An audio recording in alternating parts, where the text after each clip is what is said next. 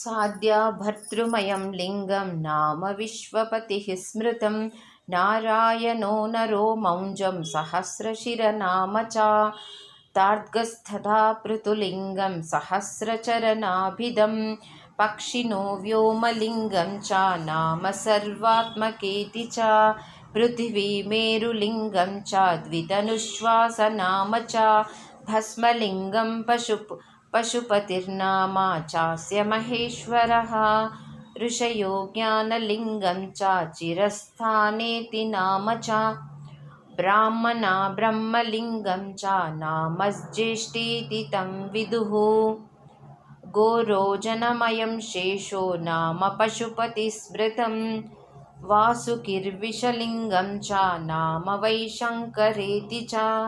तक्षः कालकूटाख्यं बहुरूपेति नाम च हालाहलं च कर्कोट एकाक्ष इति नाम च शृङ्गी विषमयं पद्मो नाम धूर्जटिरेव च पुत्रः पितृमयं लिङ्गं विश्वरूपेति नाम च पारदं च शिवा देवी नाम त्र्यम्बक एव च मत्स्याद्याशास्त्रलिङ्गं च नाम चापि वृषा कपिः एवं किं बहुनोक्तेन यद्यत्सत्त्वं विभूतिमत् जगत्यामस्ति तज्ज्ञातं शिवाराधनयोगतः भस्मनो यदि वृक्षत्वं ज्ञायते नीरसेवनात् शिवभक्तिविहीनस्य ततोऽस्य फलमुच्यते धर्मार्थकाममोक्षाणां यदि प्राप्तौ भवेन्मतिः ततो हरः समाराध्यस्त्रिजगत्याः प्रदोमतः य इदं चतुरुद्रीयं प्रातः प्रातः पठिष्यति तस्य प्रीतः शिवो देवः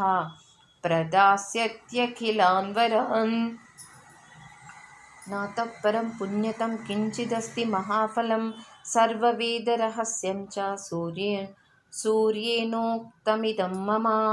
वाचा च यत्कृतं पापं मनसा वाप्युपार्जितं पापं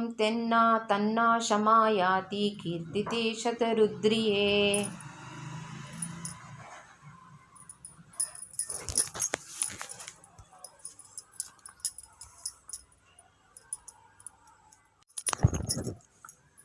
साद्या भर्तृमयं लिङ्गं नाम विश्वपतिः स्मृतं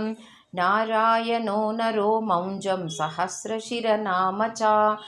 तार्गस्थधा पृथुलिङ्गं सहस्रचरनाभिदं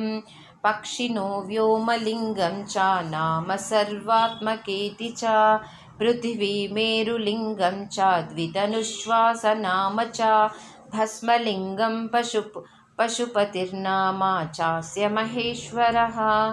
ऋषयो ज्ञानलिङ्गं च चिरस्थानेति नाम च